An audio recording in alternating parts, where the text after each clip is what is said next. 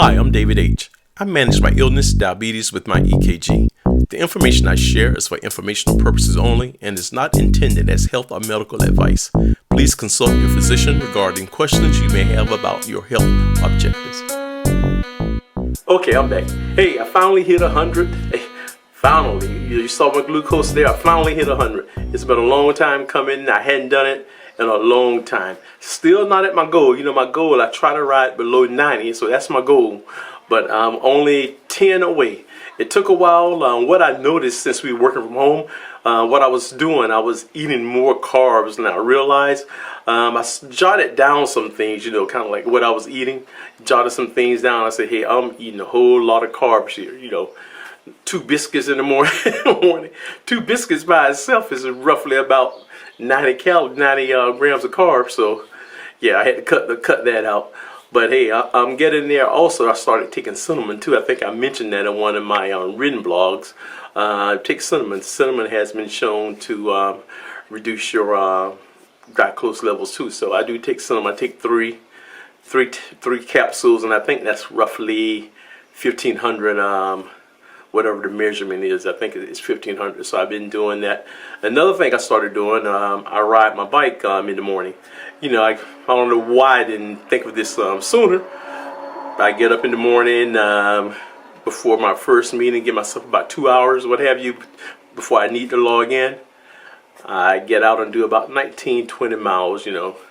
So that's been working out pretty good. Then I do some mileage on the weekend. Try to do about 30-40 miles on the weekend. So my goal is to get up to 100 miles a week. That's what I used to do a couple of years ago, do 100 miles a week. Excuse me. I used to do 100 miles a week, but I haven't hit that in a while. But hopefully that I'm working back up to that. Hopefully within the next, let's say, month, I'll be back up to 100 miles a week. And then I can start doing some longer rides as the summer progresses. So anyway, I thought I would share that with you. Hey, COVID-19 is still out there. Just because states are opening up doesn't mean you have to let down your guard. You see, it's still rising in a lot of states in the South, like Florida, Alabama, Texas. COVID is on the increase. They're going to try to tell you that they are testing more people, which may be true, which hopefully it is true. But the thing is, more people are getting sick and going to the hospital. That is increasing too. So it is increasing, and it is on the rise. So don't buy that narrative. That we're testing more people, so that's why it's going up. More people are getting sick and going to the hospitals. That's why you hear hospitals are saying they're getting to near capacity. They're running out of space, and I think somewhere they're thinking about opening up one of those temporary hospitals again. So it's more than just testing. It's going up. More people have it. More people are getting sick, and more people are going to the hospital. Okay, on to the next step. Okay, today's Get Off the Couch is I'm going to put together a shelf I got from Ikea. You know, Ikea, one of those places, anything you buy, if it requires assembly, you have to do it yourself. And they give you all those picture instructions. Actually, I put together quite a few Ikea type things, you know, for my kids in their dorm rooms. Heck, even a couple of shelves around here in the house, and even a desk or two. But anyway, I decided this would be my today's Get Off the Couch. Alright, here we go. This is going to be a complete unboxing. You see I haven't unboxed it yet.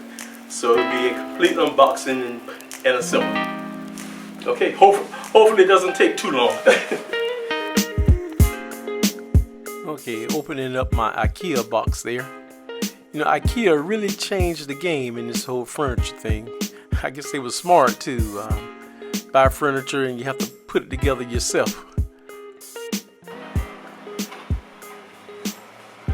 Okay, here's the book here.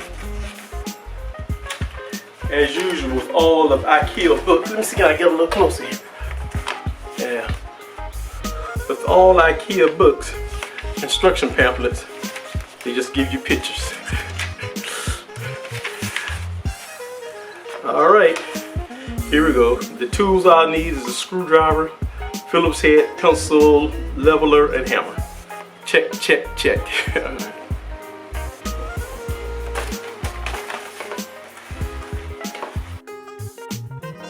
Actually, I like putting together IKEA furniture. Hey, but don't call me now to put your furniture together. You better call someone else. Actually, they have a service where you can call someone to put together your IKEA furniture for a fee, of course. One of my friend's daughters, she bought a shelf or something along those lines, and she's paid someone to put it together for them. Actually, IKEA gave them the number. But there's something for someone like me that like putting together IKEA furniture. They actually have a name for it. It's called the IKEA effect. The IKEA effect. It's a psychological phenomenon in which people tend to think more favorably of products or items that they put together. I guess that's me, especially since I have it on my get off the couch. And this is something not so much physical, but really like a workout of the mind. Since IKEA give you the directions and pictures, so yes, it work out the mind and kind of work some of your small muscles, your hand and hammering. Hey, it's actually pretty cool. I'm almost finished. There it is, voila.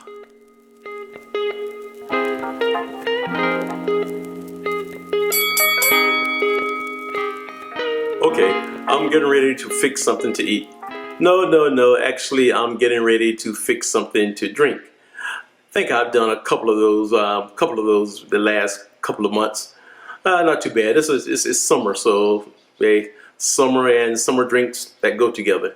Actually, I'm going to fix a Kentucky Mule. That's a takeoff on the Moscow Mule. Instead of using vodka, you use bourbon. Bourbon is from Kentucky, right? I'm going to pair that with a stogie this evening. If you've been following me, you know I had a growing age Christmas list. On my growing age Christmas list, I had a box of cigars. Not just any cigars, the Pappy Van Winkle Family Reserve cigar. Those of you that drink bourbon, you know Pappy Van Winkle, that's a premium bourbon. I never had any too rich for my blood. But however, Santa did see to bring me a box of the Pappy Van Winkle cigars. Hey, thank you, Santa. So they've been sitting in my humidor. Well, not really a humidor. I'm a cheapskate. I have a Tupperware. Basically, a Tupperware is a Tupperware container that you convert into a humidor. So it's been about roughly what 6 months now. So 5 to 6 months now. So they should be good and ready. So what I'm going to do, I'm going to have my Kentucky Mule along with one of my stogies here, and you notice I haven't had one, so I haven't had one. There's the box. I have no idea what it smokes like, how it tastes, what have you. So this should be interesting and should be very relaxing. All right, here I go.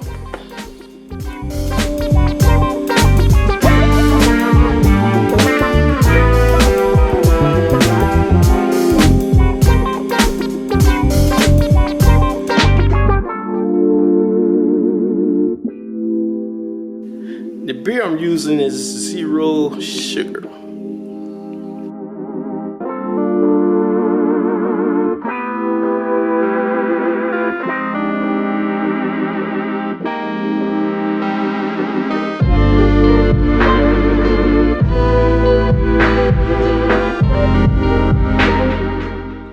Okay, I did it. This is it right here. Looks pretty good. Copper cup. Hey, if you're going to do a mule, you have to have a copper cup, right? Let me see.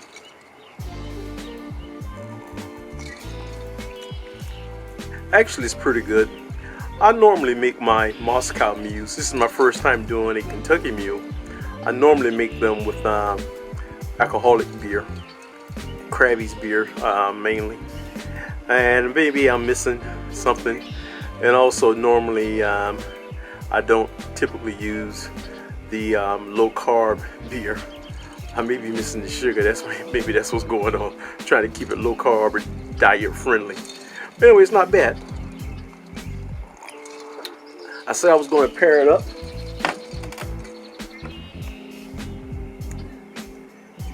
Here it is. This is my Pappy Van Winkle stick here. This is a Christmas gift from Santa.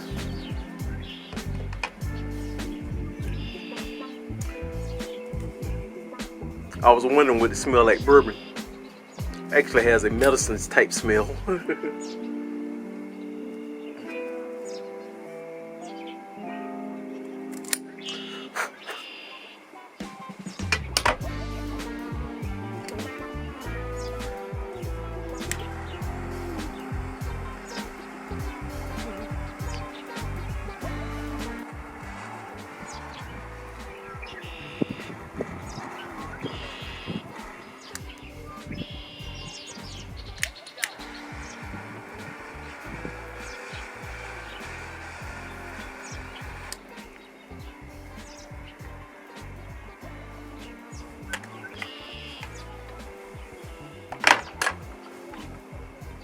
Okay, this is actually pretty good also.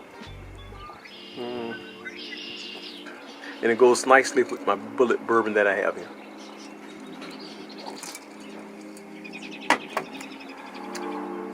Alright, don't forget to like, share, comment, and subscribe.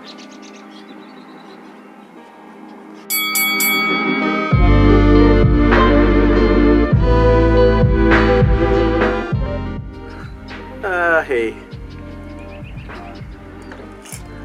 Okay, I'm still out here at it. I changed my mind. These two did not pair well together. I think this would be better with just some straight bourbon. This didn't pair well with that. Alright, thought I would just let you know. Okay.